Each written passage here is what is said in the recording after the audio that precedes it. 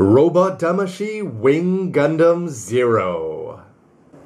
Hey, what's up again, everybody? It's Robert, 184, 2Rs2Bs, gundamreviews.net. Excited today to be bringing you a look at this side mobile suit. It's the very famous Wing Zero, or Wing Gundam Zero to give its proper name. The second lead from the anime of Gundam Wing, though you wouldn't know it from the OVA. But this is a much-loved suit both in Japan and in the West, so let's take a look at how this toy stacks up. Robot Damashii number 118, and the name there in English and Japanese, side mobile suit from the Robot Spirits. First made in 2012, it continues to get restocked.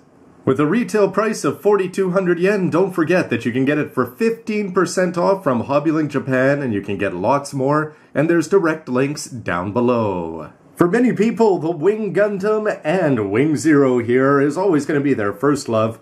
Well, I suppose that it could just be the Wing Gundam as the first and Wing Zero as their second, as it starred in the anime that kicked things off in terms of fandom in the West, and also was probably the most popular in Japan of the mid-90s one. You can see the original there before he got some cooler red, angrier shoulders and an angrier looking V-fin. And then, of course, it was forgotten just a few short years later as the OVA and the feathers took over in many people's imaginations, but the original still loved by many as the real Wing Zero.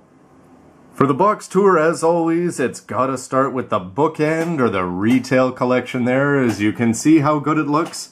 Unlike Gunpla boxes where they get quickly collapsed, these ones are fun to get together, and if you wanted to have the whole boy band, Bandai is going to do their best to get into your hands in as many different forms as possible. And for the back of the box, well, you know that shot right there is more than enough to get a lot of people who have flipped it around in the store to just say, hey, that's it, I'm buying it.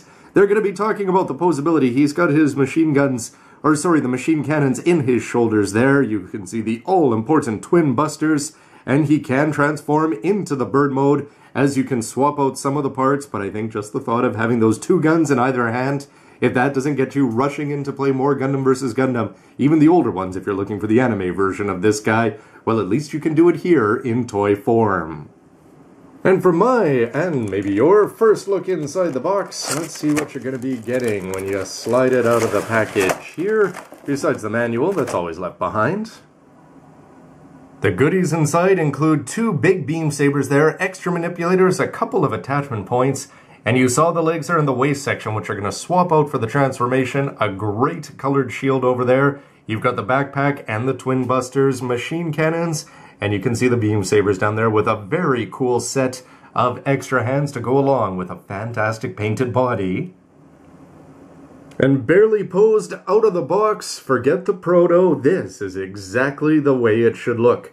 I think the first thing that strikes me about this is just the colors, because if you notice, you're going to have sort of a real grade, perhaps influenced, version where you have gray and white all over the place. And it's going to have some other nice little features here, as it's got some metallic silver wraps over there, gray and black, and the blue and the yellow. The yellow is particularly dark, it looks a little bit orange even, but when you combine it with the silver and the gold, or with the green and the gold, that are prominent all over the upper body, this guy is looking sharp.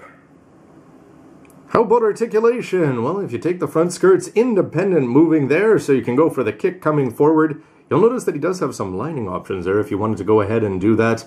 Down on the lower body and all around.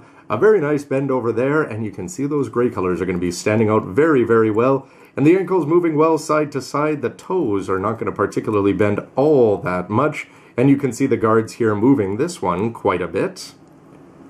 To the sides here, if you move the skirts, you'll notice that they're going to pop right off. So you're not going to be able to do too much, but you can see that he would be approaching full splits over there, if you don't mind these being out of the way.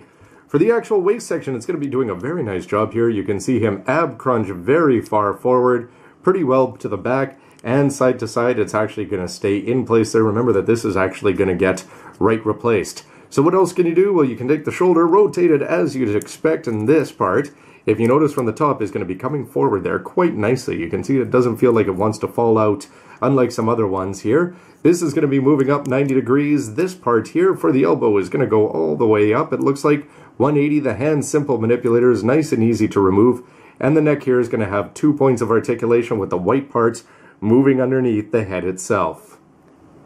How about the tidal wings there? Well, on the back you're not going to have any moving thrusters, something we've sort of got used to on things like high grades, but you can see you're going to have 90 degrees of movement here, and what else can you do with it? Well, you can bring it up 90 degrees this way, and you can see that it actually swings in a little bit. And you'll notice, of course, that they're going to be opening up, and that's going to be important for the transformation. This white part here, you can see that it's going to be moving freely around like this, and when they do open, you're going to see these open holes, but otherwise, the silver, the orange, and the blue are looking very good offset, and it's going to be revealing another thruster underneath. At 16 meters for a head height, so these are always going to be a little bit smaller than most of the lead Gundams out there. And the HGAC, the new wing Gundam over here, the actual gunpla is looking pretty good. I think it does a great mix of lining up with the other HGUCs and other high-grade Gundams. The robot Damashii line, though, continues just having its sort of a floating scale. As you can see that the robot Damashii over here of Wing Zero is going to be standing out. Not a bad thing, as he's definitely going to look a lot more powerful and more evenly matched, I think, with some of the others on your shelves. And like with like here with the robot Damashii Shinanju here, you can just see that the head height is really not going to be correct when you see these two, and that's not even taking into account his big backpack there or the commander's antenna. Nonetheless, they're going to be looking good standing beside each other, as long as you're not playing two of them in Gundam vs. Gundam and launching at the same time. Then you'd really notice how off they are. And though the colors don't seem all that far off, if you want to talk about proportions and just general coolness, yes, going back 15 years with this 1/100th, you know that they've come so far, and you're seeing the evidence of it very clearly on the left. For posing, I usually start with the BRs, but with this guy, you sort of want that one saved to the end. But here you can see an open dynamic left hand, and as you can look down, the arms are going to have no problem getting them exactly where you want. The clear green beam sabers are going to be looking really good. You've got two of them, and you'll notice that they're sort of just ridged out there at the end. And as you can see, I'm looking straight down. One of the best things about this guy's poses, though, is just what are you going to do with those wings? Put them in whatever dynamic, just boosted this way direction you want. It'll get there, and the ankles are doing a good job of keeping them up and stable. The machine cannons are not going to be that necessarily impressive in execution or in looks, as you're actually going to have to pop these right off. You might need a modeler's knife unless you go at it from behind. And then you can just go and place those on, and though I've got the hand on here to try to accentuate it, ends up just hiding them more than anything. So they've cheated, they've made them a little bit bigger than the casings that they're surrounded by, but at the same time, they're hardly going to stand out, and without that white part behind them, it's the kind of thing that I'll probably never use these again. In contrast, though, the shield, I think, is just looking fantastic. Look at that, painted up in gray underneath. You can see where this is going to attach onto the forearm and move around nicely, and this is going to be used for the transformation. Yellow underneath, you could throw in a little bit of lining if you want, but look at those little silver details in terms of paint, and you can see the way the white is going to be poking through. The orange is standing out with a little bit of red, and that green, it's not going to be translucent or anything, and it also has the ability to stretch forward here. The twin busters are going to be looking pretty good, as you can see different shades of silver on there, and more importantly, it's got the yellow and the orange paint apps at the front and on the sides, as you'd expect. Two of them already a plus from the regular Wing Gundam, and you'll notice on this side stuff is jutting out, and on the other side it's flat, because of course they're ready to go together here. And how do you do that? Well, how about that? You've got this little sliding with a click mechanism that's going to bring that forward, and then this can get tucked up. You can see the way that they're going to attach together there, front and back, and when you do it, it's actually nice and secure. The orange looking good on top and carrying on around the bottom. You can choose which hand you actually want to put this in here, but bunkers everywhere. Yes, beware of this buster. And even on the ground, without the help of a display stand, the legs are going to get them where you want them to be. The boosters and the wings are just fine, and that shield just colorful and eye-popping, but look at that. No weight issues, as he's got one hand holding two big busters. This guy's ready for war. And don't you love it in TV shows when the bad guys just make a circle and attack the good guy one at a time? Yeah, well, in this case, they're in trouble. How about that? The legs, remember this is on the ground. He's not even going up in the air yet. And even though I've got the busters in the wrong hands there, just to show off a little bit more of the orange coming forward, the ab crunch is working out well. The ankles are working out well. The wings in their open position there, you've actually got lots of options, and you can maneuver the thrusters at various angles, but just the angry head down as he spins around on a rotating base, this would be a great way to display them permanently, especially if you had a nice little solar power one of these. And this has to be one of my favorite accessories, whether it's the triple dome attack in HGUC. Whenever they give you something like this, you know they've done it right. And you can see that this is just perfectly offset, and you know what's next. Be aware that the lower body may fall off, and that's part for the transformation. I mean, especially if you drop them. But here it is, the aerial key that's going to get them up. I'm always a fan of when these winged Gundams are actually going to be supported by their backpacks instead of their lower section.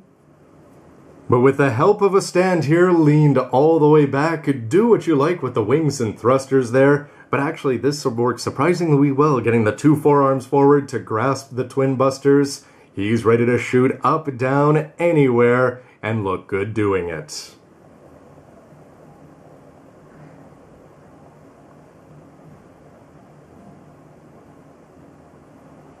For the transformation, for better or for worse, you're going to see that you don't have to worry about folding up the legs because they're going to do it for you here, as you're going to get something that's actually looking pretty sharp, and you can see that that foot, that would be awfully hard to replicate in a toy this size.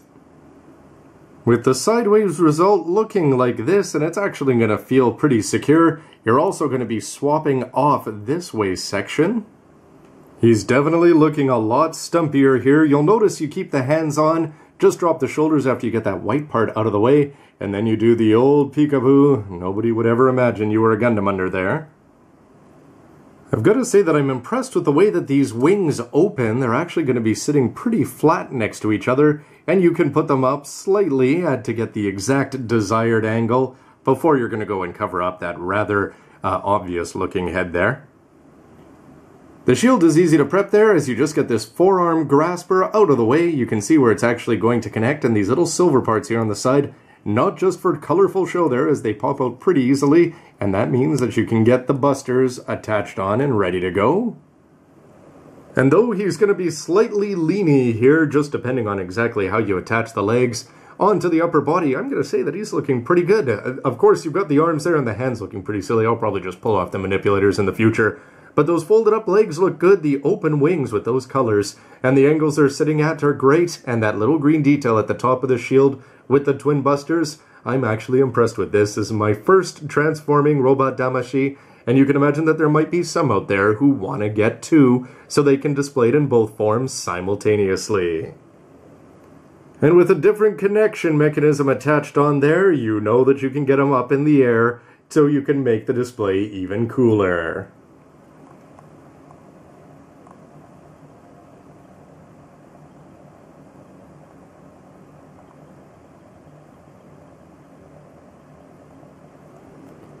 Overall, I've got to say I'm pretty impressed with this guy. There's going to be some people, of course, not a big fan of the parts forming and having to keep little things in the bags. But in terms of the accessories that they're giving you and the machine cannons, that's probably another knock against this.